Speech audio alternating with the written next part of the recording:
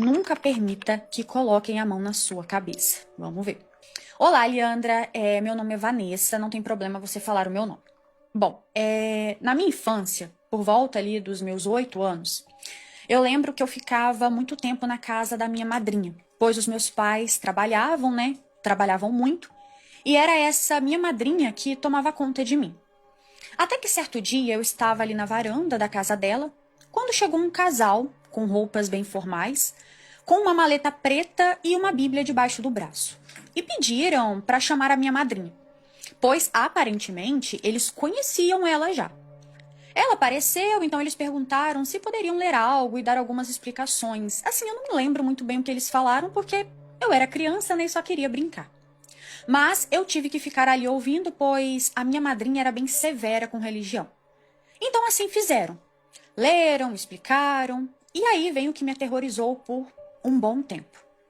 Esse casal me olhou e falou que queriam orar por mim. Sabe, eu senti que não era algo bom, mas a minha madrinha mais uma vez me obrigou. Diferente das outras pessoas que iam na casa dessa minha madrinha orar, eles fizeram questão de colocar as mãos sobre a minha cabeça e orar em sussurro, ao qual eu não fui capaz de entender uma só palavra. Depois eles foram embora e foi depois disso que começou tudo. Nesse mesmo dia, quando eu fui para casa, isso já era à tarde, né? Eu estava com muita dor de cabeça e começou a me dar febre. Uma febre da qual eu nunca havia sentido antes. Eu estava muito bem, assim, eu estava normal, sabe? Só que depois dessa oração, tudo mudou. Eu senti muita febre, muita dor de cabeça. Minha mãe me deu vários remédios, cuidou de mim. Até que no outro dia não tinha mais febre, mas eu sentia muitas dores de cabeça. Até que quando foi à noite, eu comecei a ver espíritos que diziam que eu iria definhar e que eles me levariam.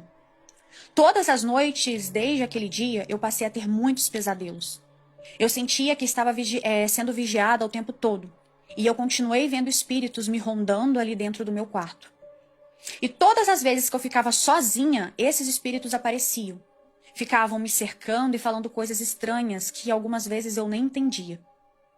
Muitas das noites em que eu estava deitada, na porta ali do quarto dos meus pais, pois eu já tinha tanto medo de ficar sozinha no meu que eu ia para o quarto deles.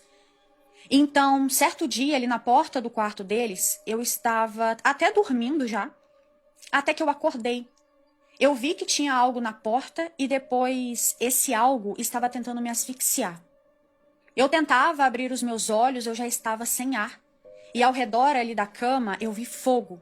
Vi muito fogo, vi espíritos sem rosto, e eles me rodeavam e ficavam falando coisas estranhas. Eu tentava gritar, só que não me saía a voz. Nem um simples chiado saía, era como se eu estivesse dentro de um pesadelo. Mas para mim era real. Eu sentia o meu corpo queimando. Até que em um determinado momento, que eu não me recordo muito bem o que aconteceu, a minha mãe apareceu e abriu a porta, e tudo sumiu. Eu estava deitada, tentando recuperar o fôlego, e foi quando a minha mãe me pegou no colo. Ela me disse que eu estava queimando em febre, e quando eu contei para ela o que havia acontecido, ela achou que talvez era delírio, né, por conta da febre. Então me deu alguns remédios e deitou ao meu lado. Então eu comecei a ver espíritos no teto do quarto. No teto e também sentados na minha cômoda, rindo com gargalhadas macabras. Eu disse para minha mãe que eles estavam ali, só que ela não via nada. Bom, essa noite tenebrosa passou, e aí no outro dia, ela falou pro meu pai, né, o que estava acontecendo e que eles precisavam fazer alguma coisa.